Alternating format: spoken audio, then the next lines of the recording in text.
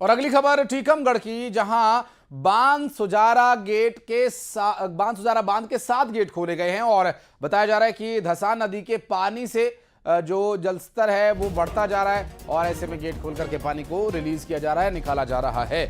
नदी के साथ लगते जो निचले इलाके हैं उनमें अब अलर्ट जारी कर दिया गया। नदी के आसपास लोगों के न जाने की चेतावनी उन्हें जारी की गई। निचले हिस्से में करीब 6 फीट तक जल स्तर बढ़ने की आशंका जताई जा रही है। मिल रही जानकारी के अनुसार बांध सुजारा बांध के 7 गेट्स खोले गए हैं। और राजीव हमारे सहयोगी इस वक्त हमारे साथ जुड़ के बात करेंगे उनसे। राजीव, अभी क्या स्थिति है फिलहाल? क्या बारिश हो रही है और क्या और भी गेट्स खोले जा सकते हैं? कितने क्यूसेक पानी छोड़ा जाएगा? ये सभी सवाल हो रहे हैं। देखिए, जो पिछले 2-3 दिनों से लगातार बारिश हो रही थी, तो इसके साथ ही जो आसपास की जो पूरी नदियां हैं उनमें जलस्तर बढ़ गया है और धसान नदी में करीब 6 फीट जलस्तर बढ़ने की संभावना जताई जा रही है। और धसान नदी का फिलहाल जो वाटर लेवल है वो काफी बढ़ गया था, जिसके कारण 7 गेटों को प्रशासन को खोलना पड़ा है। और जो निचले इलाके में रहवासी इलाके और नदी के किनारे ना जाने के लिए प्रशासन ने अलर्ट जारी किया है और आसपास के जो थाने हैं उन्हें को सभी को सूचना दे दी है कि ताकि नदी के किनारे कोई भी ना जाए और किसी भी तरह की जनहानि ना हो।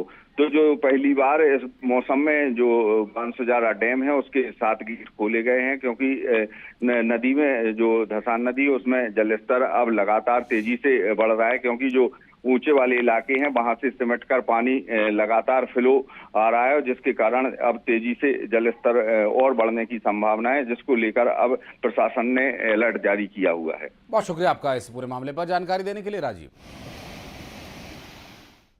और अगली खबर टीकमगढ़ के, जहां बांध सुजारा गेट के खोले जाने के बाद बैतूल की अगर करें तो बैतूल में बारिश की वजह से तवा नदी का भी जलस्तर बढ़ा और सतपुड़ा डैम के भी 7 ही गेट खोले गए हैं। दरअसल 2-2 फीट तक इन्हें खोला गया है फिलहाल और 24 घंटे के लिए मौसम विभाग की तरफ से बारिश की आशंका जाहिर की गई है, पूर्वानुमान जताया गया है। और लगातार जो बारिश और पानी के बढ़ने की स्थिति है, ऐसे में बांध के गेट खोल करके नदी के स्तर को मेंटेन करना बहुत ज़रूरी है, अन्यथा बांध को नुकसान पहुंच सकता है।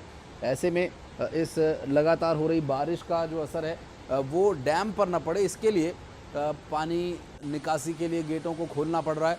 ऐसे में आपको ये भी बता दें कि 7 गांवों का तहसील मुख्यालय से संपर्क भी टूट गया है, क्योंकि जब बांध के गेट खुलते हैं तो जो निचले इलाके हैं वहाँ पर पानी बहुतायत में पहुँच जाता है। ऐसे में निचले इलाकों में बाढ़ को लेकर अलर्ट भी जारी किया गया है, लेकिन इस बीच जानकारी ये मिल रही है कि जो निचले इलाके हैं उनका संपर्क फिलहाल तहसील मुख्यालय से नहीं हो पाएगा, क्योंकि आवागमन का जो रास्ता है वो बाधित है पानी अधिक होने की वजह से।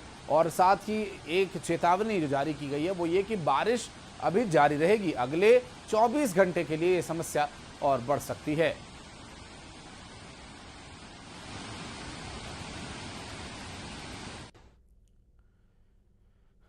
और रायसेन बेगमगंज इलाके में लगातार बारिश हो रही है। स्कूल से घर लौटते समय सड़क पर पानी का तेज बहाव हो जाने की वजह से पैर फिसलते ही पानी के बहाव में एक छात्र बहने लगा। दरअसल मौजूद रहवासियों ने दौड़कर छात्र को बचा लिया। बेगमगंज के गणेश मंदिर रोड का ये पूरा मामला बताया जा रहा है। देखिए, लोग दौड़े काफ़ी तेज़ी से और जाकर उन्होंने बच्चे को किसी तरह से पकड़कर रोका, क्योंकि देखिए पानी काफ़ी ज़्यादा तेज़ गति से बह रहा है और इस तेज़ बहाव में बच्चा जो स्कूल से लौट रहा था उसका पैर फिसलने की वजह से वो गिरा और बहने लगा। अब सवाल ये कि क्या स्कूल्स कॉलेजेस फिलहाल बंद नहीं होने चाहिए?